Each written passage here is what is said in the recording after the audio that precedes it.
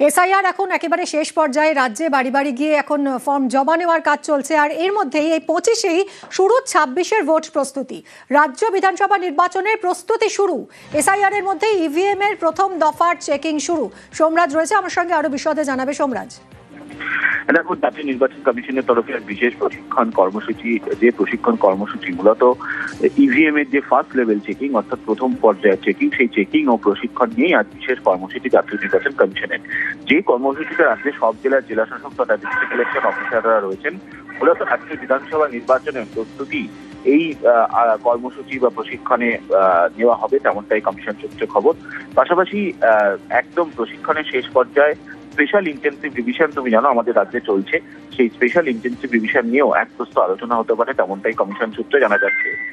ইতিমধ্যেই বৈঠক আর কিছুক্ষণের মধ্যেই শুরু হবে। বিশেষত প্রশিক্ষণ কর্মসূচি, যে প্রশিক্ষণ কর্মসূচিতে জাতীয় নির্বাচন কমিশন থেকে ইতিমধ্যেই বিশেষজ্ঞরা এসছেন, টেকনিক্যাল এক্সপার্টরা এসছেন, তারা জেলাশাসক এবং অতিরিক্ত জেলাশাসকদের ইভিএম এর প্রথম দফার চেকিং নিয়ে বিশেষ যে প্রশিক্ষণ কর্মসূচি, সেই প্রশিক্ষণ কর্মসূচিতে বিভিন্ন বিষয় নিয়ে প্রশিক্ষণ দেবেন। মূলত ইভিএম এর প্রথম দফার চেকিং নিয়ে প্রশিক্ষণ দেবেন।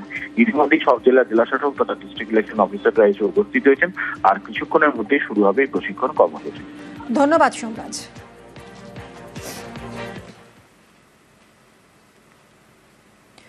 বাংলাদেশের জেলে ভারতীয় মৎস্যজীবীর মৃত্যু, আটক কাকদ্বীপের 61 জন, আর এতে চরম উৎকণ্ঠায় তাদের পরিবার।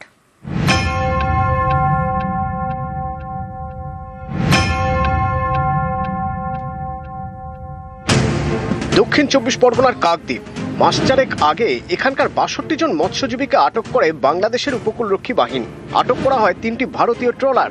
এই মৎস্যজীবীদের দলে ছিলেন কাকদ্বীপের পশ্চিম গঙ্গাধরপুরের বাসিন্দা বাবলু দাস।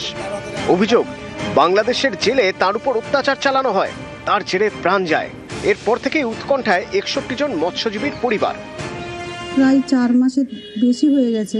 আমরা তো এখন কিছু একদিনের জন্য ওনার সাথে আমরা এখনো যোগাযোগ করতেও পারিনি, কোনো কথা না, কোনো কিছু না। এখন আমাদের হচ্ছে উনি একজনই ইনকাম রোজগার করার মানুষ, আর আমার হচ্ছে 2টো মেয়ে আছে, এখন ইনকাম করারও কেউ নেই। দুশ্চিন্তা, মানে খুব দুশ্চিন্তা। এখন আমাদের এই যে একজন মারা গেছে শুনছি, মানে কি আমাদের কোন মুহূর্তে কি হবে সেটা নিয়ে এখন তো সেটাই আমরা এখন ব্যস্ত, খুব চিন্তার মধ্যেই আছি। কেমনে কেমনে চলে, এখন আমরা বাড়িতে রয়েছি, ও মুদির ব্যবসা, ওরও ধরে নিচ্ছে। ও কাচ্চা বাচ্চা লোক একটু কথা বলতে পারে না, ও কোনো চিন্তা ভাবনা আমরা করতে পারছি। কি করে আসে না কি করে আসে, আমাদের সাথে তো একটু কথা বলে দেন। এবার আমার কাচ্চা বাচ্চা কান্না কান্নি করি আমরা।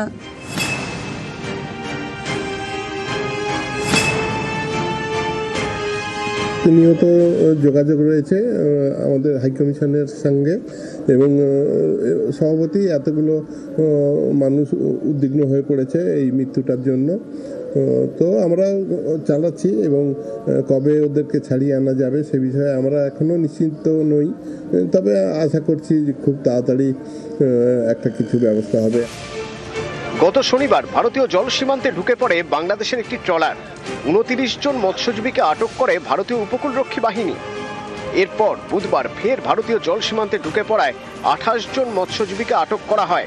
তারা এই দেশের সেবা যত্নই পান। আমরা কুয়াশাতে দেখতে পারি নাই, মানে বর্ডার পার হয়ে গেছে বলে, মানে গ্রামে দিয়েছিলাম, খাওয়া দাওয়া ঠিক দিয়েছে তো। কিন্তু বাংলাদেশে উল্টো ছবি। সম্প্রতি 62 জন মৎস্যজীবীকে আটক করা হয় বাংলাদেশে।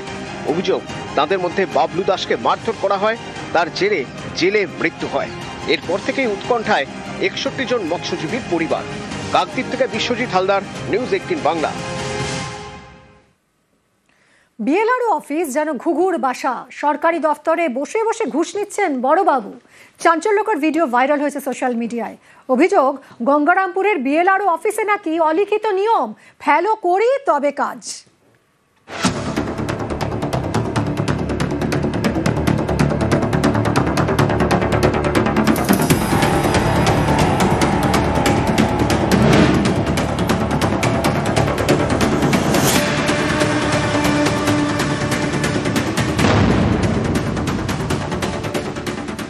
জানতাম যে বিএলআরও অফিস ঘুঘুর বাসা, শুধু প্রমাণের অভাব দেখা যাচ্ছিল না, অনেক বড় বড় আধিকারিকও এর সঙ্গে অবশ্যই যুক্ত আছে। ওই বিএলআরও অফিসে প্রত্যেকটা কেস পিছু যা শুনতে পাচ্ছি আর কি, কমিশন নেওয়া হয়, সেগুলো অনেক কারো কাছে যায়।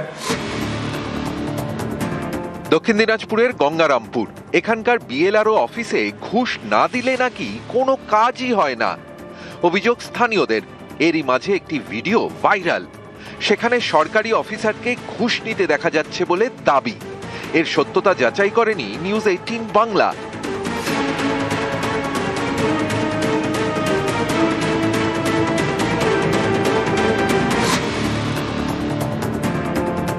অভিযোগ, এভাবেই নাকি দক্ষিণ দিনাজপুরের গঙ্গারামপুরের বিএলআরও অফিসে কাজ হয়। ফেলো করি তবে কাজ। অভিযোগ, ভাইরাল ভিডিওয় যাকে টাকা নিতে দেখা গিয়েছে তিনি বিএলআরও অফিসের বড়বাবু অখিল পাল। ঘুষ ছাড়া কোনো কাজ নাই, একটা কাগজ করতে গেলে ঘুষ নেয়, কাগজ নিতে গেলে ঘুষ নেয়, এরা কি ব্যাপার? অখিল পাল গঙ্গারামপুর বিএলআরও অফিসের ক্যাশিয়ার। ভাইরাল ভিডিওকে সামনে রেখে তার বিরুদ্ধেই অফিসে বসে ঘুষ নেওয়ার অভিযোগ। জানতাম যে বিএলআরও অফিস ঘুঘুর বাসা, শুধু প্রমাণের অভাব দেখা যাচ্ছিল না। অনেক বড় বড় আধিকারিকও এর সঙ্গে অবশ্যই যুক্ত আছে। ওই বিএলআরও অফিসে প্রত্যেকটা কেস পিছু যা শুনতে পাচ্ছি আর কি, কমিশন নেওয়া হয়, সেগুলো অনেক কারো কাছে যায়। বড়বাবু আমার অফিসে ক্যাশ সেকশনের দায়িত্বে থাকেন, তো গভর্নমেন্ট যে রেভিনিউ হয় সেই সেকশনে ক্যাশ বিলিংস ওনার দায়িত্বই রয়েছে, সেটা গভর্নমেন্ট রেভিনিউ ট্রানজ্যাকশনটা উনি করেন। এবার যারা ভিডিও ভাইরাল করেছে তাদের কি কমপ্লেন আছে সেটা কমপ্লেন পেলে আমরা খতিয়ে দেখব। দক্ষিণ দিনাজপুরের গঙ্গারামপুর থেকে সুজন সূত্রধর, নিউজ 18 বাংলা। এসআইআর এখন একেবারে শেষ পর্যায়ে, রাজ্যে বাড়ি বাড়ি গিয়ে এখন ফর্ম জমা নেওয়ার কাজ চলছে। আর এর মধ্যেই এই 25-এই শুরু 26-এর ভোট প্রস্তুতি। রাজ্য বিধানসভা নির্বাচনের প্রস্তুতি শুরু। এসআইআর এর মধ্যে ইভিএম এর প্রথম দফার চেকিং শুরু। সোমরাজ রয়েছে আমার সঙ্গে, আরো বিশদে জানাবে সোমরাজ। দেখো, জাতীয় নির্বাচন কমিশনের তরফে বিশেষ প্রশিক্ষণ কর্মসূচি, যে প্রশিক্ষণ কর্মসূচি মূলত ইভিএম এর যে ফার্স্ট লেভেল চেকিং অর্থাৎ প্রথম পর্যায়ের চেকিং, সেই চেকিং ও প্রশিক্ষণ নিয়েই আজ বিশেষ কর্মসূচি জাতীয় নির্বাচন কমিশনের। যে কর্মসূচিতে রাজ্যের সব জেলার জেলাশাসক তথা ডিস্ট্রিক্ট ইলেকশন অফিসাররা রয়েছেন। মূলত রাজ্য বিধানসভা নির্বাচনের প্রস্তুতি এই কর্মসূচি বা প্রশিক্ষণে নেওয়া হবে, তেমনটাই কমিশন সূত্রে খবর। পাশাপাশি একদম প্রশিক্ষণের শেষ পর্যায়ে স্পেশাল ইন্টেন্সিভ রিভিশন, তুমি জানো আমাদের রাজ্যে চলছে, সেই স্পেশাল ইন্টেন্সিভ রিভিশন নিয়েও এক প্রস্ত আলোচনা হতে পারে, তেমনটাই কমিশন সূত্রে জানা যাচ্ছে।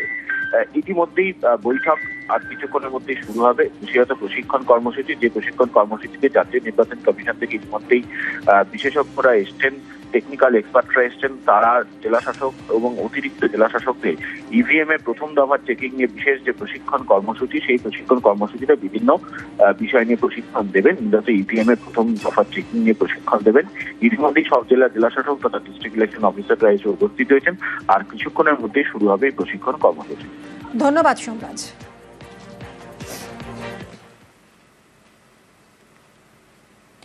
বাংলাদেশের জেলে ভারতীয় মৎস্যজীবীর মৃত্যু। আটক কাকদ্বীপের 61 জন, আর এতে চরম উৎকণ্ঠায় তাদের পরিবার।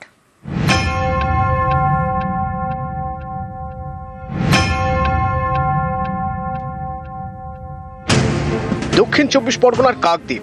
মাস চারেক আগে এখানকার 62 জন মৎস্যজীবীকে আটক করে বাংলাদেশের উপকূলরক্ষী বাহিনী। আটক করা হয় 3টি ভারতীয় ট্রলার।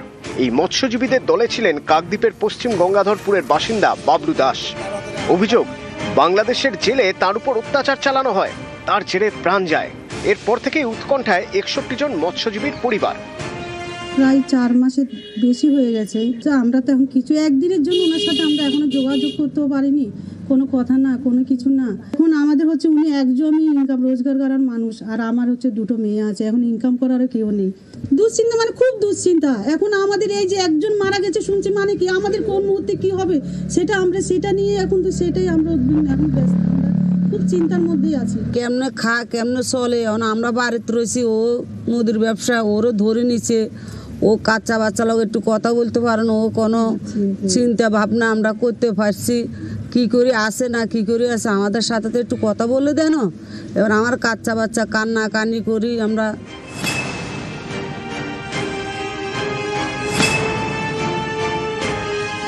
নিয়মিত যোগাযোগ রয়েছে আমাদের হাইকমিশনের সঙ্গে, এবং সভাপতি এতগুলো মানুষ উদ্বিগ্ন হয়ে পড়েছে এই মৃত্যুটার জন্য। তো আমরা চালাচ্ছি এবং কবে ওদেরকে ছাড়িয়ে আনা যাবে সে বিষয়ে আমরা এখনও নিশ্চিন্ত নই, তবে আশা করছি খুব তাড়াতাড়ি একটা কিছু ব্যবস্থা হবে। গত শনিবার ভারতীয় জল সীমান্তে ঢুকে পড়ে বাংলাদেশের একটি ট্রলার। 29 জন মৎস্যজীবীকে আটক করে ভারতীয় উপকূলরক্ষী বাহিনী। এরপর বুধবার ফের ভারতীয় জল সীমান্তে ঢুকে পড়ায় 28 জন মৎস্যজীবীকে আটক করা হয়। তারা এই দেশের সেবা যত্নই পান। আমরা কুয়াশাতে দেখতে পারি নাই, মানে বর্ডার পার হয়ে গেছে বলে মানে আমরা গ্রামে দিয়েছিলাম। খাওয়া দাওয়া ঠিক দিয়েছে তো, কিন্তু বাংলাদেশে উল্টো ছবি। সম্প্রতি 62 জন মৎস্যজীবীকে আটক করা হয় বাংলাদেশে। অভিযোগ, তাদের মধ্যে বাবলু দাসকে মারধর করা হয়, তার জেরে জেলে মৃত্যু হয়। এরপর থেকেই উৎকণ্ঠায় 61 জন মৎস্যজীবীর পরিবার। কাকদ্বীপ থেকে Biswajit Haldar, news 18 Bangla. BLRO office যেন ঘুঘুর বাসা। সরকারি দফতরে বসে বসে ঘুষ নিচ্ছেন বড়বাবু। চাঞ্চল্যকর ভিডিও ভাইরাল হয়েছে সোশ্যাল মিডিয়ায়। অভিযোগ, গঙ্গারামপুরের বিএলআরও অফিসে নাকি অলিখিত নিয়ম, ফেলো করি তবে কাজ।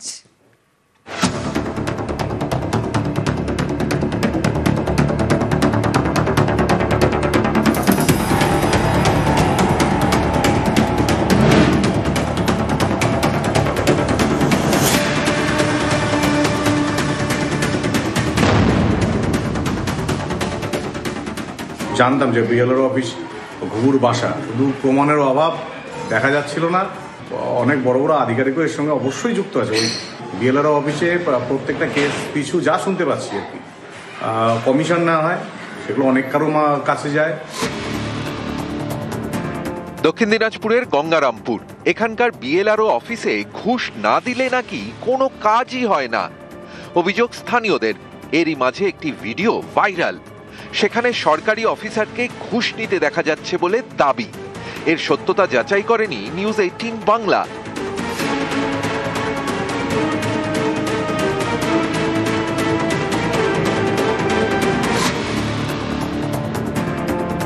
অভিযোগ, এভাবেই নাকি দক্ষিণ দিনাজপুরের গঙ্গারামপুরের বিএলআরও অফিসে কাজ হয়। ফেলো করি তবে কাজ। অভিযোগ, ভাইরাল ভিডিওয় যাকে টাকা নিতে দেখা গিয়েছে তিনি বিএলআরও অফিসের বড়বাবু অখিল পাল। ঘুষ ছাড়া কোনো কাজ নাই। একটা কাগজ করতে গেলে ঘুষ নেয়, কাগজ নিতে গেলে ঘুষ নেয়, এরা কি ব্যাপার? অখিল পাল গঙ্গারামপুর বিএলআরও অফিসের ক্যাশিয়ার। ভাইরাল ভিডিওকে সামনে রেখে তার বিরুদ্ধেই অফিসে বসে ঘুষ নেওয়ার অভিযোগ। জানতাম যে বিএলআরও অফিস ঘুঘুর বাসা, শুধু প্রমাণের অভাব দেখা যাচ্ছিল না। অনেক বড় বড় আধিকারিকও এর সঙ্গে অবশ্যই যুক্ত আছে। ওই বিএলআরও অফিসে প্রত্যেকটা কেস পিছু যা শুনতে পাচ্ছি আর কি, কমিশন না হয়, সেগুলো অনেক কারো কাছে যায়। বড়বাবু আমার অফিসে ক্যাশ সেকশনের দায়িত্বে থাকেন। তো গভর্নমেন্ট যে রেভিনিউ হয় সেই সেকশনে ক্যাশ বিলিংস ওনার দায়িত্বই রয়েছে। সেটা গভর্নমেন্ট রেভিনিউ ট্রানজ্যাকশনটা উনি করেন। এবার যারা ভিডিও ভাইরাল করেছে তাদের কি কমপ্লেন আছে সেটা কমপ্লেন পেলে আমরা খতিয়ে দেখব। দক্ষিণ দিনাজপুরের গঙ্গারামপুর থেকে সুজন সূত্রধর, নিউজ 18 বাংলা।